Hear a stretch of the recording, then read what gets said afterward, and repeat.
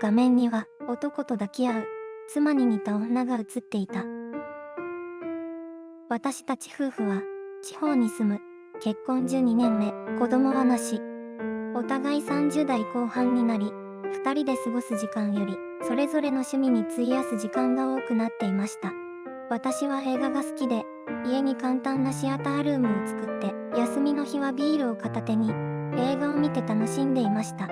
妻は数年前からスマホゲームに夢中になり、ゲームだけでなく、イベントにも出かけるようになっていました。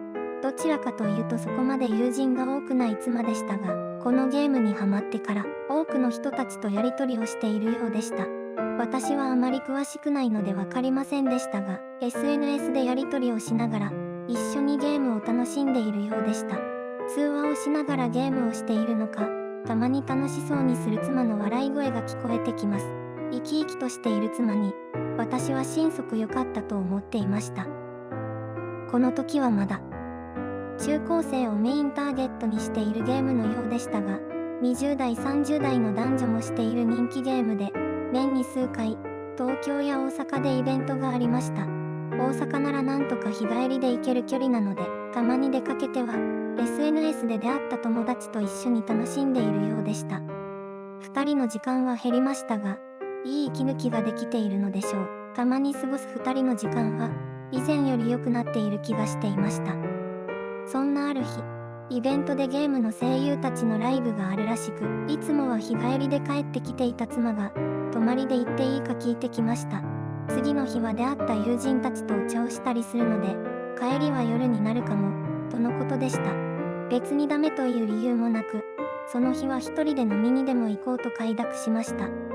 その日が近づくにつれ、妻はウキウキなのか、少しはしゃいでいるように見えました。当然、その日の妻はいつもよりおめかしをして出かけていきました。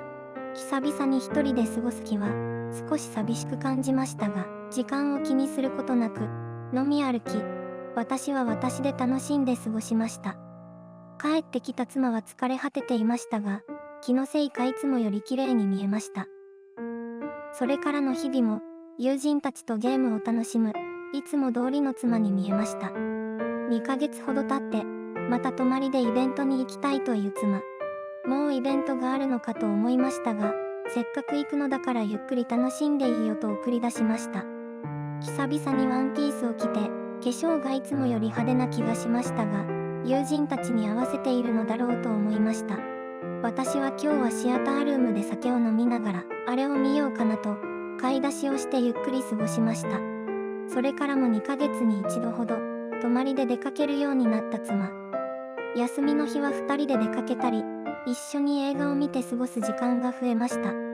たまに夜の営みがあるのですが、最近の妻はいつもより積極的で、上手くなっている気がしました。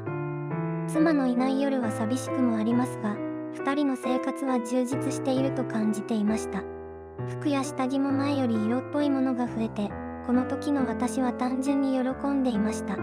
今までは料理中にお尻を触ると、嫌そうな目を向けられていましたが、最近はまんざらでもない反応を返してきます。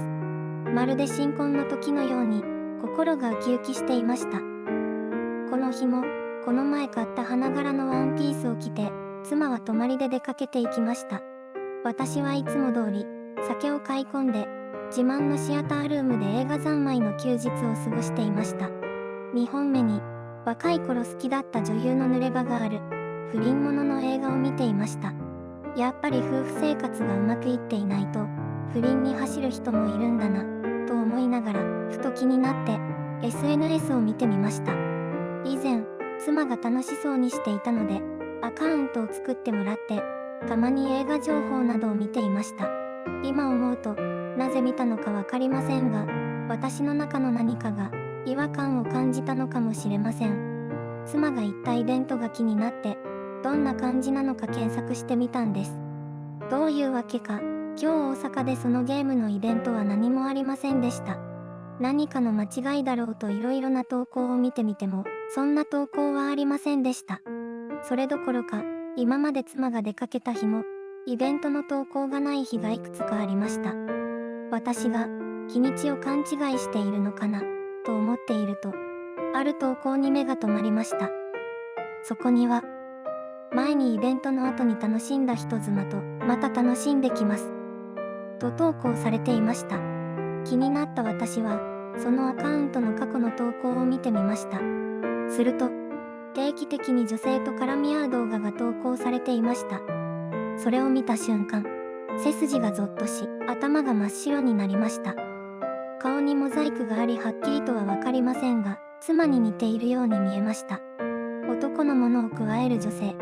後ろから責められて、獣のような声を出す女性。日付を見ると、妻が泊まりで出かけたあたりと一致する気がします。もしかしてと思いながらも、いや、妻はこんな風に抱かれたりはしない。この声は妻と似ても似つかない。と、冷静になってきました。すると、そのアカウントから新しい投稿がありました。そこには、今朝見たはずの花柄のワンピースを着た女性が男と楽しくホテルに入っていく映像がありました。画面から流れる映像を私は震えながら呆然と見ていました。どうしてもこの女性の乱れる姿と私に抱かれる妻は一致しません。でも今画面に映っている女性はそれからも投稿は続きました。ワンピースを脱いだ女性は見たこともない紐だけと思うような下着を身につけていました。投稿を見ながら全身を感が走りながらも私のものは熱く硬くなっていました。そこからのことはあまり覚えていません。帰宅した妻はいつも通り楽しそうにしていました。このまま見なかったことにして今まで通りの楽しい生活を続けていればよかったのかもしれません。でも私はどうしても気になって妻の部屋のドアを開けてしまいました。あの下着がなければ妻に似ている別人だと確信できる。そう言い聞かせて妻の下着ケースを開けました。そこには派手にはなりましたが、いつも見慣れた下着がありました。映像で見たようなほとんど紐だけのような下着はどこにもありません。私は安堵し、妻を疑った自分を恥じました。部屋に入ったことを妻に謝ろう。そう思って部屋を出ようとしました。その時、太めの片隅にいつも持っていく旅行カバンが目につきました。まさかな、と思いながらも、この際だから気が済むまで見てみようと、私は軽い気持ちで旅行カバンを開けてしまいました。そこには、見たこともない下着と、見たこともない道具が。そして、見覚えのある、ほとんど紐のような下着がありました。あれから数ヶ月、月に1回は大阪に泊まりで出かけるようになった妻。私は何食わぬ顔で妻を送り出しています。最初の頃は証拠を集め復讐してやろうと思っていました。しかしいつの間にか私は目覚めてしまっていたようです。今日も部屋にこもってスマホをプロジェクターにつなぎ妻に似た女性が映る新しい投稿を待っています。ご視聴ありがとうございました。